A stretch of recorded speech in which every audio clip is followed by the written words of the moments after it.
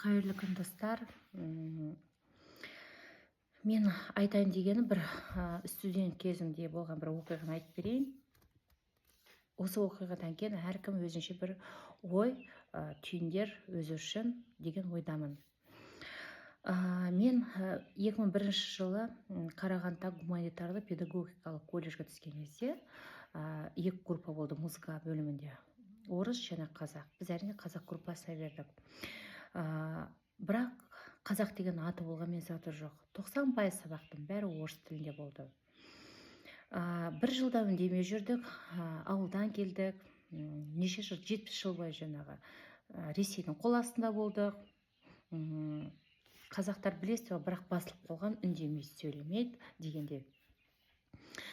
Кейін екінші курсқа көшкен кезде біздің жаңа 20-дай қыздан қазақ группасынан 7 қыз қалыппыз.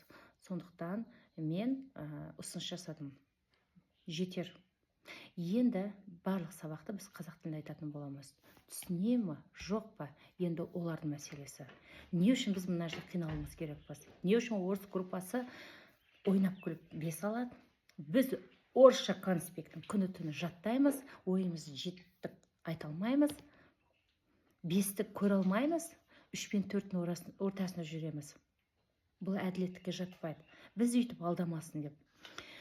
Ұзын сөздің қысқасы, бәрі мені революционер деп атады, мені өте халық жау қылдырып қойды, директорға да шақырды. Біз жаңа сабақтар қазақ тілінде айтқан кезде орыс группалар бізге қарсы шығып, бұлар не орысша айтпайды, біз түсінбейміз, бұлар не айтып жатқанын, біз түсінуіміз керекпіз. 5 алса 5-ті қалай алды бұл? Мүмкін бір жайған бір өтірік әңгіме айтып алып жатқан шығар деген сияқты. Сондай бір әңгімелер шығарып, бізге қағаз лақтырып, бізде қарап тұрмайдық, бізде оларға қарсы шықтық, шаш жұлыстық, төбелестік. Менің жаңағы пианинодан беретін Елена Александровна маған, мен өте жақсы көрдім. Ол кісі де маған айтты: Айсара, сен не істеп жүрсің? Мен сенен мұндайды күтпеп едім. Мына әрекетің дұрыс па сенің деп. Сонымен ол кісіге айтамын: бізде қазақ орыс группасы деген екі группа бар. Давайте онда былай істейік. Барлық тілді, барлық сабақтарды қазақ тіліне ауыстырайық. Қалай қарайсыз десем, түрін қарасаңыз ренжіп, қалай балалар қиналады ғой бізде. Олар қалай ойын жеттік айтады. Болмайды олай деп жаңағы возмущаться етті да. Әрине орысша қосып қойып жатырмын, айып етпеңіздер. Амал қанша енді. Ортамыздың бәрі орысша. Кішкене темадан ауытқиын, балаларымды мына Алматының қанша парктеріне барып көрдім. Іс-шаралардың бәрі 100% орыс тілінде өтеді. Келесі жолы паркке алған кезде соның бәрін видеоға түсіретін боламын. Бұл жолы мен қарап қалмайтын боламын. Жетер, шыдамда шегі бар. Содан мен айтам, сонда сіздерге қиын болады, қиналады екен. Біз ше, қазақтар ше, қазақ балалар не қиналу керек? Неғып біз отчисление кетуіміз керекпіз? Неғып біз жылауымыз керекпіз? Қазақ группасы деп алып, неғып біз алдайсыздар? Сіз Қазақстанда тудыңыз, өстіңіз. Айтыңыз, қазақша сіз не білесіз? Сәлеметсіз бен сау бол дегеннен басқа қандай тіл білесіз десем, мойындаймын. Қазақ елінде тұрып, мен сәлеметсіз беден басқа, рахметтен басқа бір сөз білмейді екенмін. Айыптымын деп ол кісі мені түсінді. Кейін мені жаңағы неге шақырды директор? Сон директор айтады: Айсара, сен тәп-тәуір қызсың, сабағың бәрі жақсы, активисткасың, сен не бүлдіріп жүрсің дейді.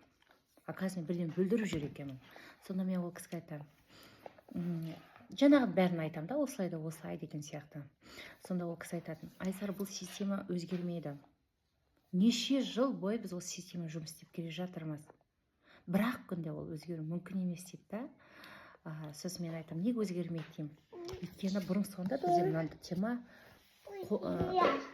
қозғалған емес дейді да. Мынандай жағда бірінші рет болып тұр деп. Мен айтамын, әйтеуір бір кезде қандай зат болсын, қандай нәрсе болсын, бірінші реттен басталады. Сол бірінші рет мен болайын. Сіздердің тарихтарыңызда, практикаңызда, тәжірибелеріңізде осындай жағдай болмаса, онда мен боламын. Сосын айтады, оны өзгерту мүмкін емес дейді. Неге мүмкін емес? Мен жазайын, заявленияны, өтінішті қайда жазу керек? Сіз жоғарыға жиналысқа барғанда осы мәселені көтеріңіз. Неге біз үндемейміз? Үндемесек әрине бәрі жақсы деп ойлайды. Жыламай балаға омырау бар ма деймін. Сол кезде ол кісі жаңа бүйтіп тұрып қол соқты. Жарайсың. Мен мұндай студент бірінші рет көрдім. Өзің кішкентайсың, 16 жастан ба сол кезде. Сен менің жаңағы шахпен мат болдық қой дегендей. Сіз маған айтады, сен барлық қазақ группасына барып қол жинап кел дейді. Қанша көп қол жинайсың, солай дұрыс болады деп. Сосын мен жаңа қазақ группаларына барып, қазақша болуына қанем қол қойып жіберейік десем, ең өкінішті білесіздер ме? Бір адам қол қоймады ғой қазақ группасынан. Әрине менің группамда 7 қыз қол қойды, басқа ешкім қойған жоқ. Айсара, сен неғып тыныш жүрмейсің? Өмірі өзгермеген заң, сен өзгертпекшісің бе? Енді сен бүкіл қазақ балаларын қазір мұғалімдер бәрі жек көріп кетті. Экзаменде ертең бізді құлатады, сенің кесірің бізге тиіп жатыр дегенде ауыр-ауыр сөздер естідім. Менімен ешкім сөйлеспейтін болды. Мен келе жатса бәрі бұрылып кетеді.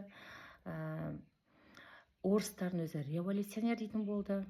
Олармен де жұлысып, төбелесіп аламын, тыныш жүрмей. Сөйтіп, жаңағы 7 қыздың қолын директорға алып барам. Содан біз қыстық демалысқа кетеміз. Қыстық демалыстан кейін келсек, мәссағымнан қараңыздар. Тосын сый. Бізде бүкіл сабақтар қазақ тіліне ауысыпты. Біз көрмеген көп жаңадан мұғалімдер келген. Конспектін бұрында неше күн жаттасақ, сол сабақта оқып айтып бере салатын күйге жетті. Сосын жаңа басқа группаларға айтам ғой, қалайсыздар, бүкіл сабақ қазақша болып қуанып жатсыңдар ма десем, жоқ, бізде бәрі орысша дейді. Сонда тек қана біздің екінші курста ғана бізге қазақша қылдырыпты да. Қол қойған екен жалғыз біз ғой. Мына қызықты көрдіңіздер ма? Сонда олар айтады да, әттеген ай, қабат деген ай, өткенде қол қоя салуымыз керек еді. Қараш, сендер қиналма, ойнап күліп қазір бәрі өз тілінде, қазақ тілінде, ана тілінде өтіп жатсыңдар, біз әлі қиналып жатырмыз деп. Сөйтіп мен активистка болып, жаңағы қай жерде телевизорда жаңағы программалар жүріп жатса, мені соған жібереді. Жаңағы жиналысқа шақырады мені, жиналыстар, мен жаңа директор шақырды ғой мені. Мен өзі ойымды айтам, былай да былай деп. Жаңағы мені жек көріп жүрген орыс мұғалімдердің бәрі басын иіп, мені мойындады. Айтайын дегенім, жалғыз болсам да күресіп, кішкентай 16 жастағы қыз осылай бүкіл сабақты екінші курстың екінші демалыстан кейін келгенде уақытта 100% қазақ тіліне аудартып емес, 100% қазақ тіліне өтетін болды. Сөйтіп мен осы колледжні қызылға бітірем, қызыл диплом аламын. Мейлі қанша орыстанған жер болсын, сен мейлі жалғыз бол, шынымен күресіп, өзіңе сенсең, міндетті түрде сен оған жауап алады екенсің. Жауап тіпті ала алмай қалған күннің өзінде істемей өкінгенше, істеп өкін дейді ғой, әттеген ай дегенше, мен қолымнан келген бәрін істедім. Енді ары қарай болмаса мен не істеймін? Мен өз деңгейімде, өз күшімде бәрін жасадым деп, арыңның алдында сен таза болады екенсің. Сондықтан да ештеңеден қорықпайық. Әрбір әскердегі ауырып келіп жатқан, жаңа басының жартысын алып мүгедек болып жатқан балалар, әр қазақтың баласы, ол біздің баламыз. Ол ананың проблемасы деп біз жеп қойға болмайды. Өткенде кеше мен айттым бірақ Қытай туралы. Быжынаған халқы көп болып тұрса да, сол өз халқы үшін барлық жағдай жасалған. Бір бала туса, біздің ақшамен 3 миллион теңге береді екен, алғашқы көмек. Бірақ ондай көмекті, білмем, басқа ұлттарға бермейді. Көп жақсылықтар тек қана өзің ұлтына ғана жасайды екен Қытайда. Сен сол жерде өмір бақи туып, сол жердің азаматы бол, бірақ басқа ұлтсың ба, сенде көп жаңағы запреттер бар екен. көп жеңілдіктер саған қарастырылмаған. Сондықтан қазақ бір-бірімізді қырмайық. Әскердегі офицерлер кішкене көзімізді ашып, көкірегімізді оятайық. Біз кімді ұрып, кімді өлтіріп жатырмыз деген бір сәт ойланайық. Қазақ елі жасасын. Қазақ елі, мен ойлаймын, міндетті түрді бүкіл әлемді аузына қарататын мықты ел болатынына мен сенемін.